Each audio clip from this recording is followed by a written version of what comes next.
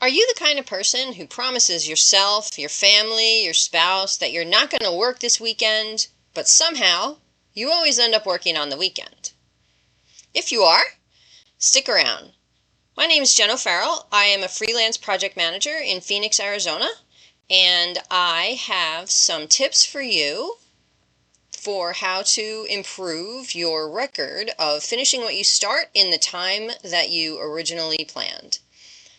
So a little background on me. I am a professional project manager. I spent 30 years in corporate IT project management, but I am also a small business owner.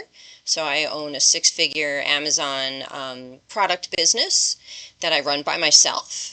And I found over time running my small business that there were some techniques, some very simple, basic things that I did on a regular basis in my business that came from my project management experience that can help that helped me keep on track and keep things moving to get things done on a with limited time, limited people, just me. So what I want to walk through with you right now is the basic template of, it's a blueprint for a smart to-do list. So it kind of looks like a schedule, but it's really a fancy to-do list, but it's in a format that anyone can use. You don't have to be a project manager to understand how to do this. I'm going to walk you through step by step a real example. This is how I normally teach, is to teach by doing. That way you have in your mind a clear picture of each step and an example to refer to. So let's get started. The blueprint for a smart to-do list includes 6 pretty basic questions that we're going to walk through and answer in sequence. So the first question is, what are your non-negotiables? These are things that must get done, and we'll talk more about that as we map that out in a real example. Next, we'll talk about what's already on your plate. So this is things that you are either in the process of doing or are planning on doing in the time frame, the window of plan that we're going to be walking through. How much time do you really have? This is where we look at what the tasks are and start applying some general sizing. This is it's not predictive estimating. It's not specific. It's gut feel, kind of similar probably to what you're already doing, just in an organized way. What are the hidden gotchas? So this is a particularly important step, because the more you can anticipate what might happen, right, the better the chances are you can head it off and not be surprised. So that's looking for dependencies. What's most important? So what are your priorities? What order do we want to do things in? And what does the real plan look like? So this is the final step of pulling it all together into a plan that you can actually use every day to make sure you stay on track or to make decisions about what to do next. So let's jump into the demonstration.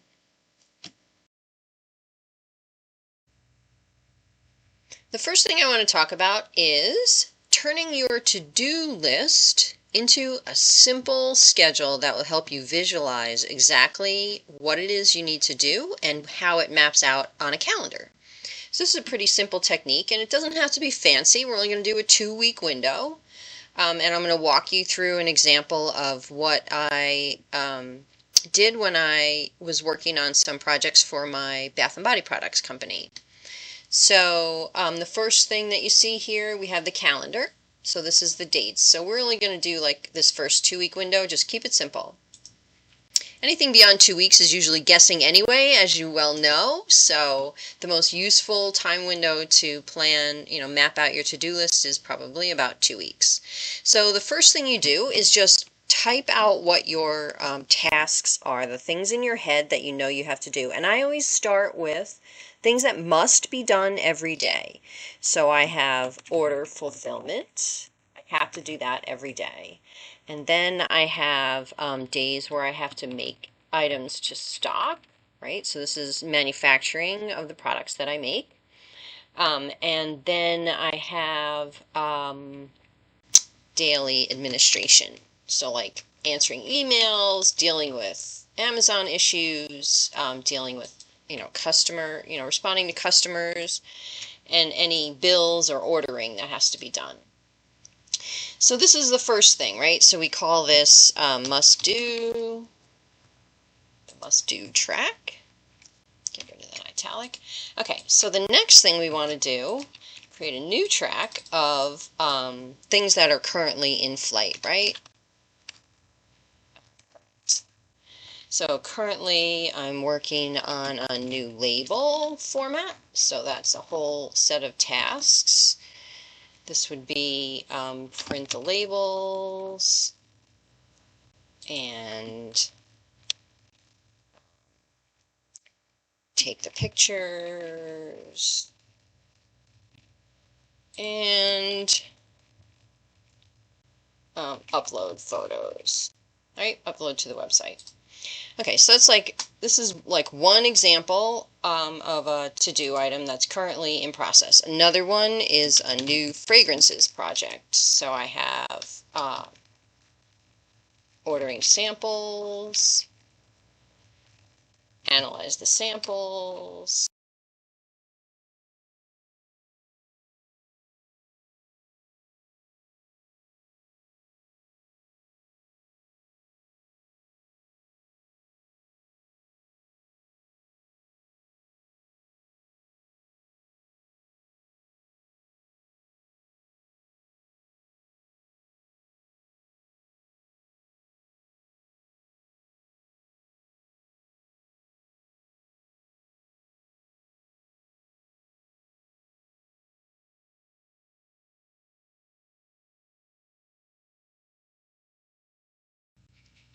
Okay, so I have a bunch of tasks here all laid out. And the first thing I want to say is this is supposed to be a 2-week window. This is an awful lot of tasks for 2 weeks. So once you get, this is one of the benefits of putting your task list down on a piece of paper or, visually, you can see, like, obviously this is not all going to get done in 2 weeks. So let's walk through the next step, which is to map which days these activities are supposed to take place on. So of course, the must-dos happen every day. And I have this trick that I use a formula to grab the title from the side so that it shows up on the calendar. Alright, so every day we got that. Now, make to stock, I do once a week on Fridays. And making batches I do on Thursday, usually. Unless something goes horribly wrong, or horribly well, when things sell out, I have to maybe do stuff earlier in the week. Okay, so that's basically my must-dos. So every day I have order fulfillment, and I just know this takes 2 to 3 hours, but it changes depending on how many orders I have. And then admin's like an hour, hour and a half, depending on what's happening. Okay, so now we know that every day, so I need to make sure I leave at least 3.5. So in my head, I have 3.5 hours is booked already for Monday, Tuesday, Wednesday. And then Thursday and Friday, it depends. I also work on weekends, so sometimes these will get pushed into the weekend if there's something big going on or I want to focus on a certain thing during the week. But this is, make to stock is about 6 hours, and making batches is, again, probably 6 hours, depending on what I'm making. So each one of these days, so Thursday and Friday, basically Thursday and Friday are full unless I work on the weekend, right? So in a week where I have something to do on a weekend, I would have to make sure that Thursday and Friday got reserved and not planning other stuff to do because I'm going to be busy making stock or making batches. Okay, so that's like the basics of what you're starting with. Now you can look at what you've got going on, and sometimes this explains a lot, right? Like, oh my God, my must-dos are half of my time. This is why nothing is getting done. So just laying this out already is a visual for your brain to be like, oh, I see. Okay, so now we can plan the rest of the stuff. Well, what you want to do next is estimate each of these tasks as if they were happening in a vacuum, right? So we're going to put them all on Monday. But what I want to do for the 4 hours or so, 4 or 5 hours that I have left each day, map out how many days I think this is going to take. So you don't count any, at this point, we're not trying to map it to the actual days. We're just trying to get the size defined, right? And so printing new labels, I can do that in 4 hours. So I know that that's a 1 day task. Taking the pictures, that is probably 3 days, just because there's a lot of setup. Okay, upload the photos, that I know I can do in 1 day. Okay, so now these obviously, I mean, this is an obvious sequence, right? So I mapped those out. So now we start this one on Monday too. Order the samples. Okay, so this actually, it sounds so simple, but it's really not.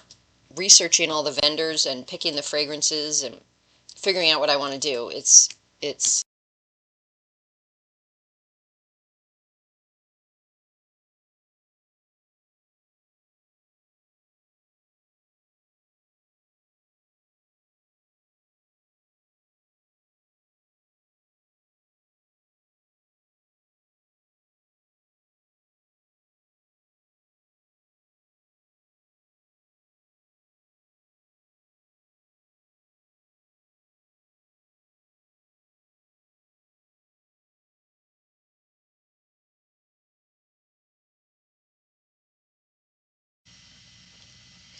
okay, so the next step is to look at what I've got listed here and make sure that I'm not leaving out any hidden dependencies. So these are gotchas, right? These are things that have to happen that aren't necessarily exactly a task. Maybe it's, well, let's walk through it. So let's see. In the must-dos, these are all fine the way they are.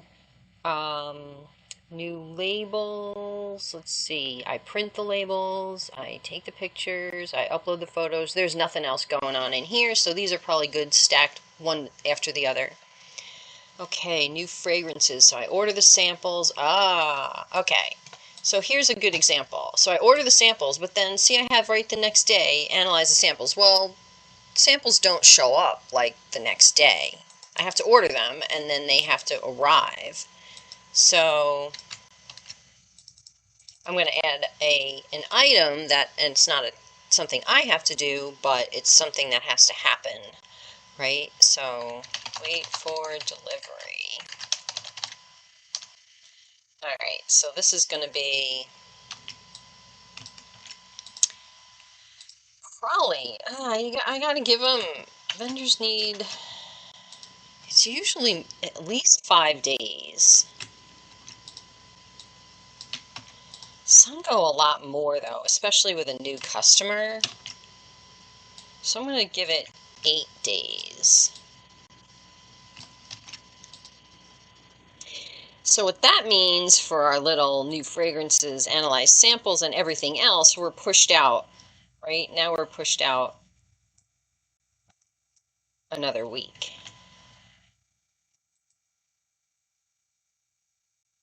Right, so the earliest I can start analyzing things is a week from when I first order. So that's pretty interesting, but that's an example of a gotcha. Now, you can change the font on this so that you know it's not something you're actually doing, right? Make it blue. And then we have order new scents, print labels, catalog data. Okay, so this looks like it would be the same situation, but it's actually not. I can take the pictures and do the data while I'm waiting for the new scents. So if I had another, well, and here's a task that I haven't included on here, right? That would be new fragrances go live. And go live with the listings. So in that case, then I would want to wait for the new scents. Okay, so then this guy, yep, that's where that starts. New fragrances, order new scents, that.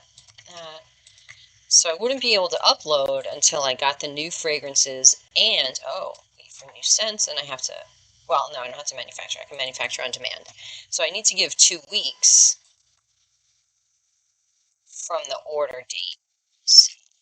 Because, like I said, some vendors take longer than others. Yeah, so we can see we're like way out into August for launching new fragrances, but this is kind of how we can predict, so we can start letting people know, September is going to be some new fragrances, because we can see how this is going to play out. Okay, so, this is another blue one. All right, social media posts, fragrant video, blog posts, okay.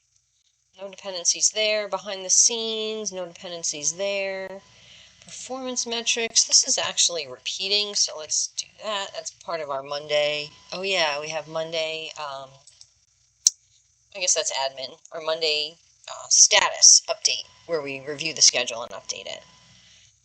Banner production, there's no dependencies there. Promotion emails, no dependencies there. Okay, so it looks like we have all of our tasks, including our gotchas. Okay, so the next thing we want to do is make sure that we have our priorities documented. So this means making sure that so it seems like really silly that you would want to resort these things, because it seems nice and clean the way it is, but you really want to make sure your higher priorities are at the top, right? So for me, this social media stuff, this is way more important than new labels or new fragrances, right? This is impacting current sales. So I want to make sure that I'm doing these social media posts. Also, let's leave it like that. Now there's new labels and there's new fragrances. So which of these are most important? Well, new fragrances actually turn out to be more important than new labels because, first of all, the label being different isn't a big deal. Like the driver behind this new label thing is kind of just cosmetic. There's no functional issues. I just reformatted one of the elements on the front of the label. So there's nothing driving this to get finished immediately. But the new fragrances, as I run out of my old fragrances, I want to start replacing them with new all-natural fragrances. So this is something that has a timing effect by each fragrance. So I want to make sure that I am not ordering a bunch of the old fragrances when I'm going to be transitioning it to the new one already. So I want to make sure I get as much done on the new fragrance analysis and selection as possible, so that I don't end up ordering stuff that then I have to wait until the old fragrance runs out before I introduce the new one, because I don't want them to cannibalize each other. So that's part of my strategy on the new fragrances. Okay, so now they're in order. Social media first, then new fragrances, and then new labels. So now, to make this visually more appealing, I do this kind of thing. I'll do sections so I can see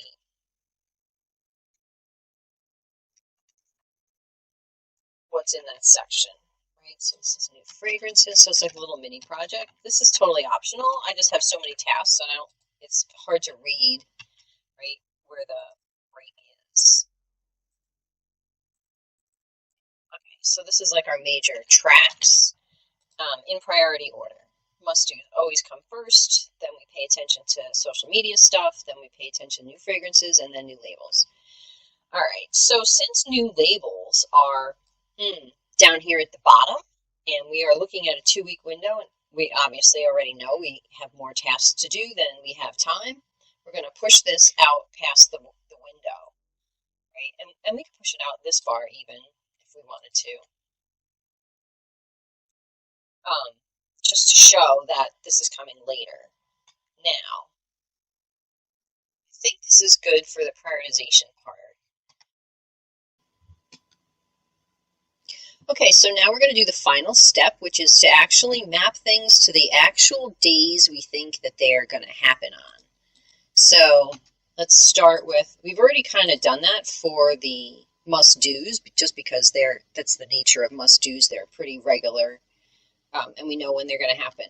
So now the ones that we have to decide, when are we going to do stuff. So like we talked about, I really only have Monday, Tuesday, and Wednesday available for social media stuff. So if we fill that, all right, so now the behind the scenes looks like it's going to run into Thursday, which is, yeah, kind of not good. But I'm going to leave it because I know, like I said, I have some flexibility with these and my weekend days. And of course, as a business owner, I can always choose to work 12 hours a day instead of only 8 or 9. The trick here is to only plan for 8 because things are going to change, right? So if you set your plan up to be reasonable for a normal work day, you'll have enough room to actually get everything that pops up in the middle of the day done and still hit your targets. So social media performance, I'm going to leave these on Monday just because I know that it's part of the admin, but I wanted to leave it as a to-do item separate. Oh, let's see. I guess I should put it up here because it's actually part of the 3.5 hours. So yeah, we can make that adjustment. Okay, so the seasonal banners, let's see, we're in July, so there's really no reason that these need to be taking up space right away. So I'm going to move these out into August, and I'll put them on a Thursday. So I know I need to leave some time to get these things done. Yeah, and I can do them on the same day, that's fine. All right, now the other thing about this social media is these are actually repeating, right? Because every week you got to post. Now, sometimes I do 2 at once so that I don't have this blockage every single week. But this is really how it is. These things need to post on these days. So I'm going to leave it like that. Okay. So now we can see, let's see, if this is 3.5 hours and then this is another 3 hours, 6 hours. Yeah, I can probably stretch this a couple of days. And kind of force myself to uh,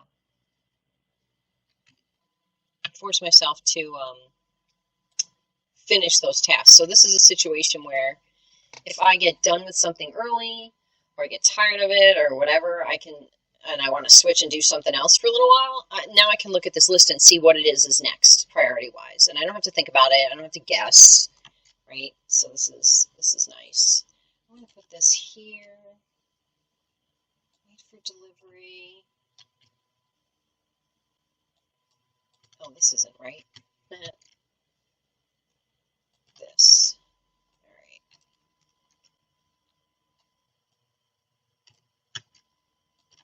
Okay.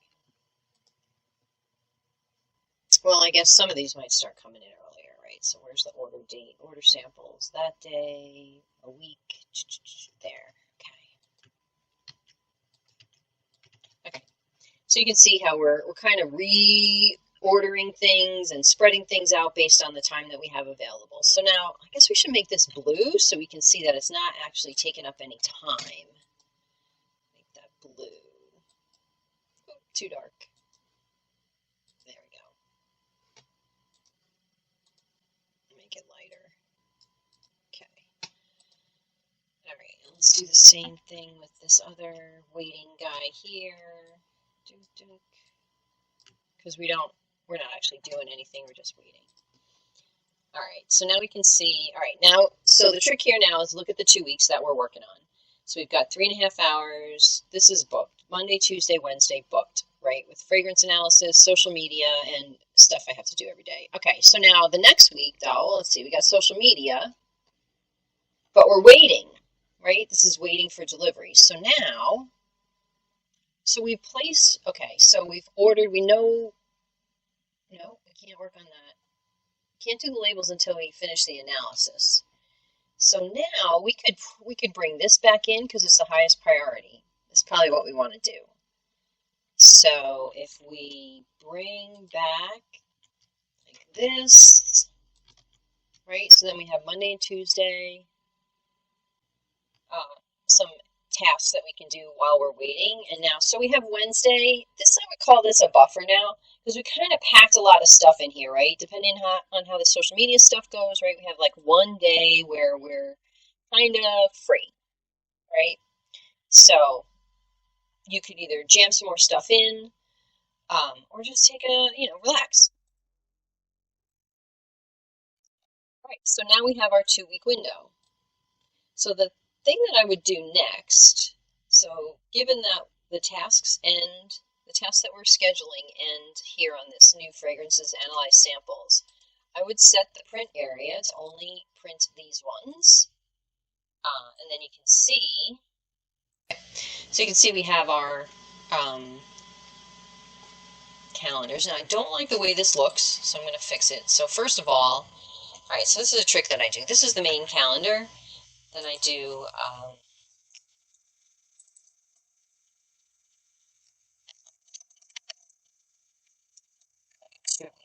2 week. We got a 2 week view, right? So we can get rid of all this other junk if we want.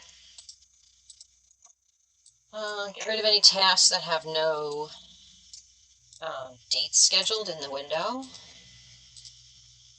And get rid of all the wording in the calendar so that it's nice, clean, and then jam up the text. So now we have a nice, clean printout.